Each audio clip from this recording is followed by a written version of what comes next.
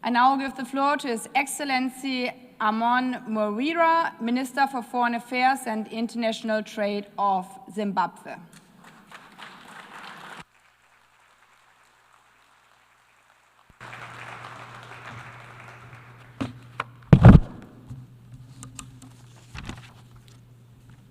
Your Excellency, Ms. Annelina Baerbock, President of the 80th Session of the United Nations General Assembly, Your Majesties, Your Excellencies, Heads of State and Government, the Secretary General of the United Nations, Mr. Antonio Guterres, distinguished delegates, ladies and gentlemen, I'm humbled to issue this statement on behalf of His Excellency, the President of the Republic of Zimbabwe, Dr. Edi Mnangagwa. Let me warmly congratulate you, Madam President, on your election as President of the 80th Session of the Assembly. We are confident that under your stewardship, this milestone session will be remembered for renewed multilateral cooperation. Please be assured of Zimbabwe's support throughout your tenure.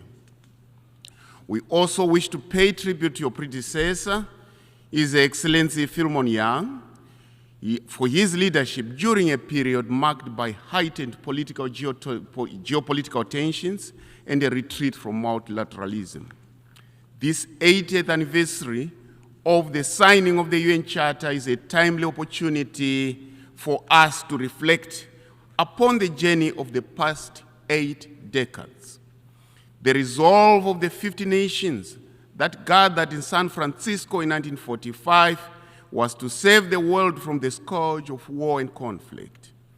Today, 193 nations are here to bear witness that since then, the United Nations has endured as the legitimate multilateral institution to address issues of global interest and concern.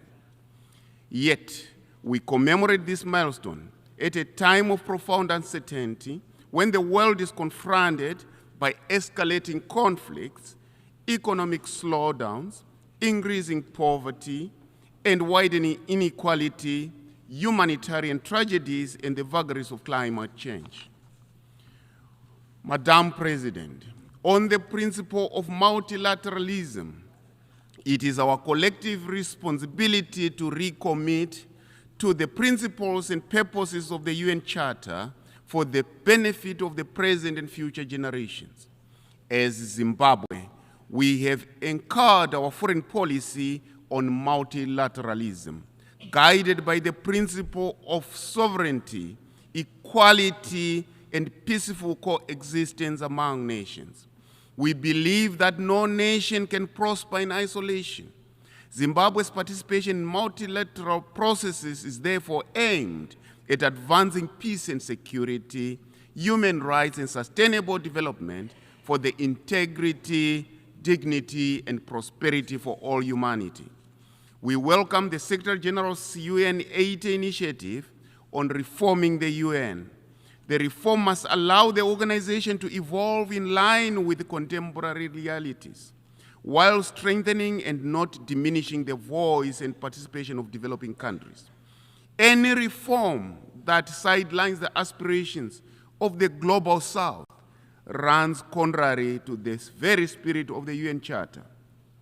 For the United Nations to remain effective and responsive, its reform must be member state driven, inclusive and anchored in the principle of sovereign equality of all member states.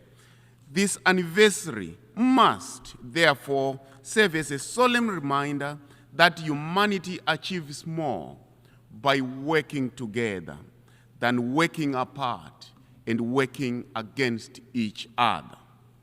Madam President, on the principle of peace and security, it is clear that peace, development, and human rights can only be fully realized through the reform of global governance institutions. The global economic, political, and security architectures established after the Second World War no longer reflect today's realities. In 1945, a large percentage of the current UN member states, including Zimbabwe, were mere colonies. To this end, we reiterate Africa's long-standing call for the comprehensive reform of the United Nations Security Council, Africa's continued total exclusion from the permanent category and underrepresentation among non-permanent members is an aberration which requires urgent redress. Decisions on Africa cannot continue to be made without Africa at the table. We cannot go back to 1884 when Africa was on the menu. Madam President, Zimbabwe underscores the importance of enhanced cooperation between the Security Council and regional organizations, such as the African Union, to address the root causes of conflicts. We believe that sustainable peace cannot be achieved without advancing the women, peace and security, and youth in the agenda. In our region, the Southern African Development Community, SADC, we emphasize inclusive peace processes. We stand by the principle that peace is not merely the absence of war, but the presence of justice, equity, equality, and respect for human dignity. Working with other member states, Zimbabwe has contributed towards the resolution of conflicts in the region, including the spearheading of joint diplomatic efforts with the East African Community under the auspices of SADC in the search for peace in Eastern DRC. Our consistent contribution to UN peacekeeping missions in conflict areas is a testimony to our commitment towards peace and security for all. Zimbabwean peacekeepers have demonstrated a high degree of professionalism wherever they have been deployed. Guided by this legacy of commitment to peace, Zimbabwe has presented its candidature for a non-permanent seat on the United Nations Security Council for the term 2027-2028, determined to share its experiences and make its contributions in promotion of a safe and secure world for all. We trust that our candidature merits the invaluable support of all member states at the election to be held in June 2026. Zimbabwe pursues a doctrine of friend to all and an enemy to none. As such, we are ready and available to work with all members of the United Nations for a peaceful and just world. Madam President, Zimbabwe was born out of a protracted liberation struggle which was armed for freedom and independence, hence its continued solidarity with the people of Palestine and the Western Sahara in their justified search for self-determination. The Palestinians have endured severe, sustained, and systematic injustices under the glare of the international community. This cannot continue. Time has come for the establishment of a lasting peace in the Middle East, especially the implementation of the two-state solution for the peaceful coexistence of both Israel and Palestine. Madam President, on the issue of sustainable development, Zimbabwe has a doctrine of leaving no one and no place behind, which defines the core of our national development trajectory. Guided by our national development strategy, we are undertaking comprehensive reforms and targeted investments to transform and build our country brick by brick, stone by stone, resulting in consistent GDP growth of around 6% for the past few years. Reforms to our critical economic sectors, including agriculture, mining, tourism, and manufacturing, have resulted in significant levels of investment, positively changing the lives and livelihoods of our people. Strengthening our social protection frameworks remain a top priority. The empowerment of women, youth, and persons with disabilities, enhanced inclusivity, and the broad participation in national development processes by all citizens. In addition to Zimbabwe's efforts, is its mainstreaming climate action across all development planning processes.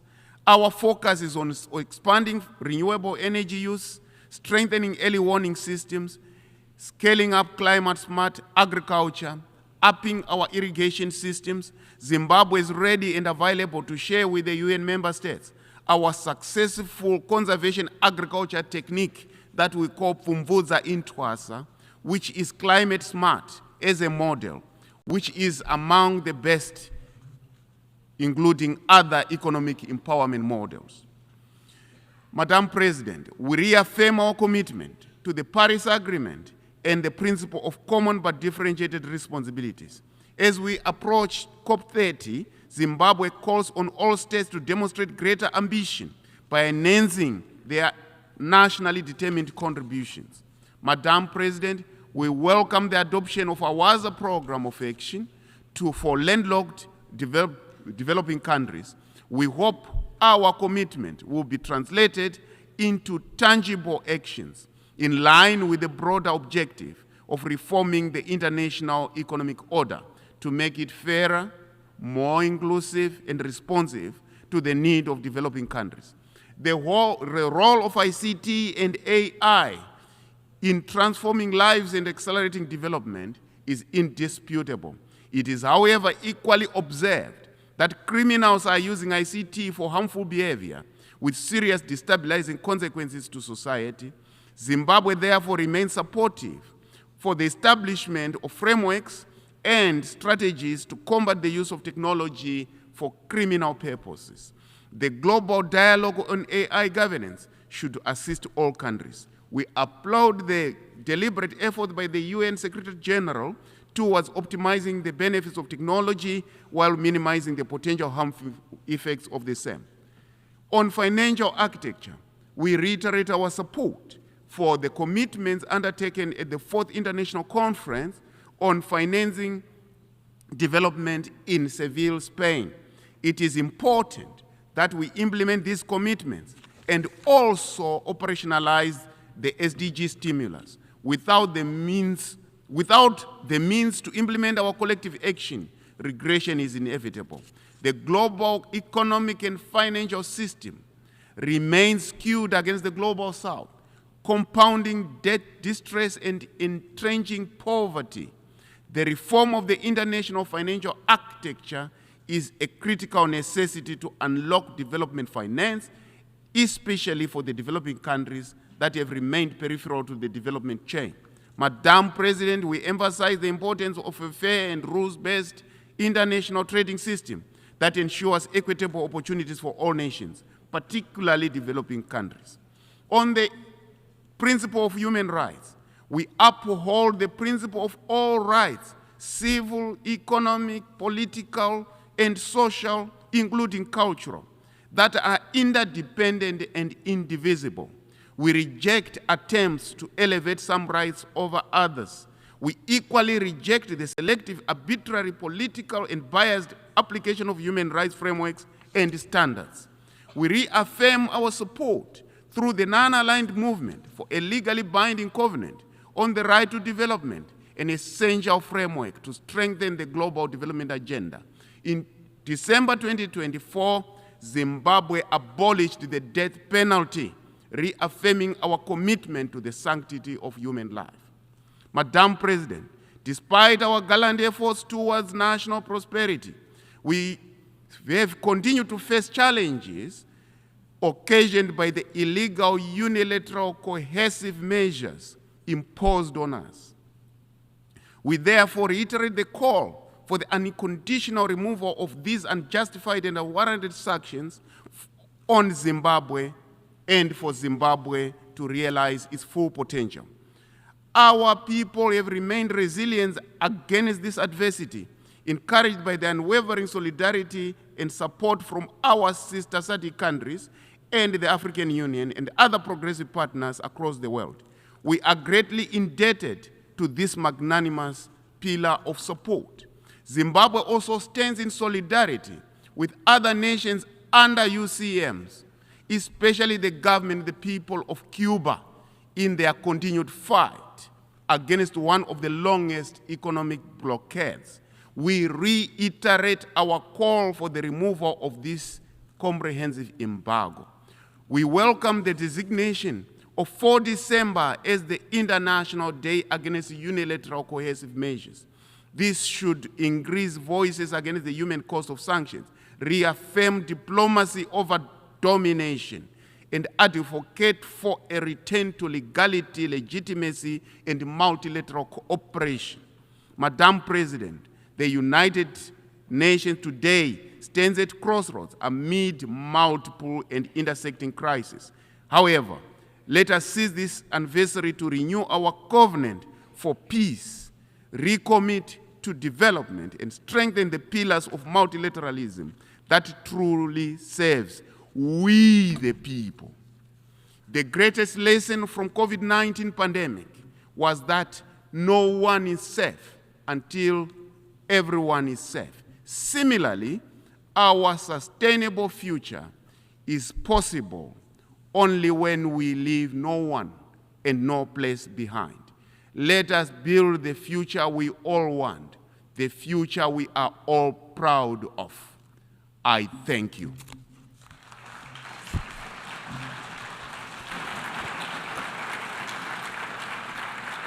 I thank the Minister for Foreign Affairs and International Trade of Zimbabwe.